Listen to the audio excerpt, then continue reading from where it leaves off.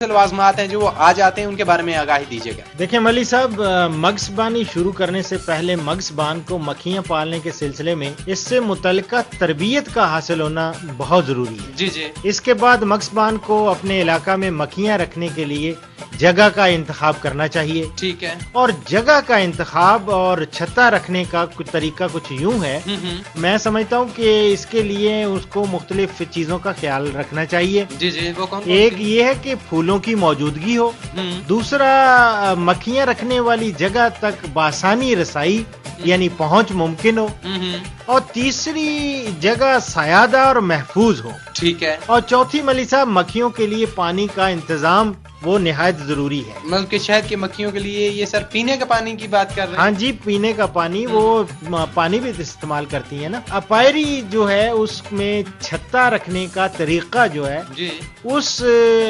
सिलसिले में मैं ये कहूँगा कि अपायरी उस जगह को कहते हैं, पहले मैं आपको ये बता दूं कि जहाँ कॉलोनियों को शहद इकट्ठा करने के लिए रखा जाता है। ठीक है। और अपैरियों को कॉलोनियों में रखने के लिए बहुत सारी बातों को मद्देनजर रखना चाहिए, जैसे कि कॉलोनी के दाखिली रास्ते एक दूसरे के मुखालिफ सिमत में हों। ठीक है। और कॉलोनी का दाखिली रास्ता सूरज तुलू या गुरूब की तरफ रखें। ठीक है। कम से कम 6 गज तक रास्ते में कोई मुदाखलत नहीं होनी चाहिए। और इसी तरह कॉलोनी के नीचे चींटियों वगैरह के बिल नहीं होने चाहिए। ये ऐसी चीजें हैं जिनका ख्याल रखना बहुत ही जरूरी है अपायरी में छत्ता रखने और के लिए। बिल्कुल ठीक है सर। अब मैं चाहूंगा कि ये जो लवाजमात आपने अपायरी में छत्ता रखने और इससे पहले आपने बताया जगह का इंतखाब और छत्ता रखने का तरीका, उस हवाले से कुछ वजाहत है जो वो हमारे सुनने वालों तक अगर पहुंचा दें। देखिए मलिक साहब, अपायरी से पहले के इंतजामात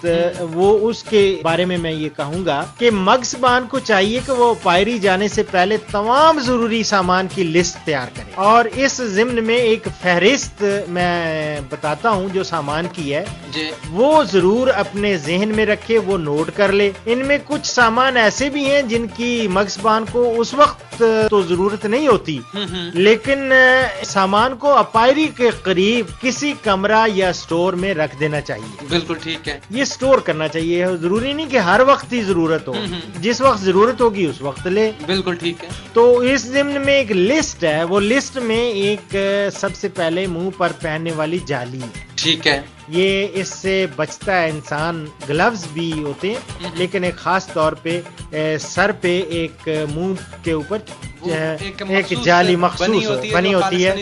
हाँ जी। और मक्खियों को धुआं देने के लिए स्मोकर ये ले ले। तीसरी, स्मोकर में जलाने के लिए गत्ता या पाथी वगैरह, ये ओपले नहीं होते, ओपले जो होते हैं ये या हाँ जी, ये देहातों में मुयसर होते हैं, और ये आहिस्ता आहिस्ता इनको वो धुआं देते रहते हैं, वो जलते नहीं है। बिल्कुल ठीक है। और इसी तरह माचिस है, और हाइव टूल होता है, जी जी, वो भी होना चाहिए। ठीक है। Hive tool. और एक और अपायरी का रिकॉर्ड रखने के लिए रिकॉर्ड बुक और पेंसिल वगैरह। इसी तरह अजाफी छत्ते रखे।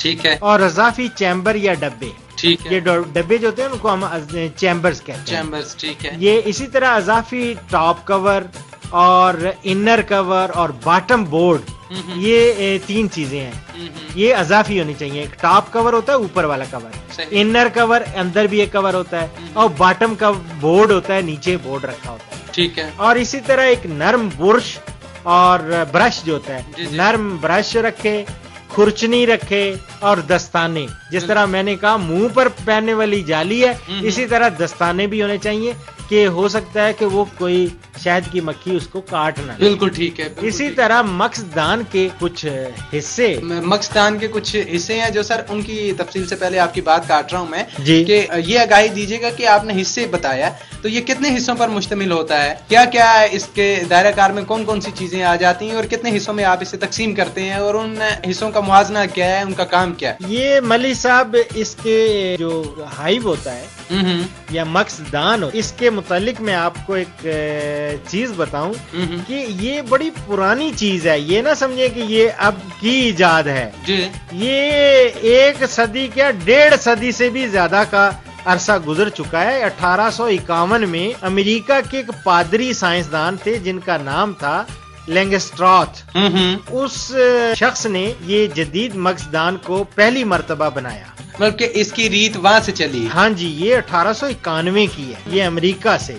تو لینگسٹرات جو تھے انہوں نے اس کو متعارف کرایا، اور اس کے 6 مختلف حصے ہیں۔ سر وہ کون کون سے ہیں، اس کے بارے میں کچھ آگاہی دیجیے گا؟ اس میں یہ ہے کہ ایک تو ٹاپ کور ہوتا ہے، جی جی، اسی طرح ایک شیلو سپر اس کو کہتے ہیں، شہد والا چیمبر، جی جی، ٹھیک ہے۔ اس میں اوپر والا ٹاپ کور ہوتا ہے، ٹاپ کور کے ساتھ ہی ایک انر کور ہوتا ہے، انر کور کے بعد شیلو، سپر اس کو کہتے ہیں شہد والا چیمبر، ٹھیک ہے۔ اور اس طرح ملکہ رکھنے والی ایک جالی ہوتی ہے، مطلب کہ ملکہ کے لیے ایک مخصوص جالی ہوتی ہے؟ ہاں جی، وہ ملکہ کو روکنے والی جالی ہے۔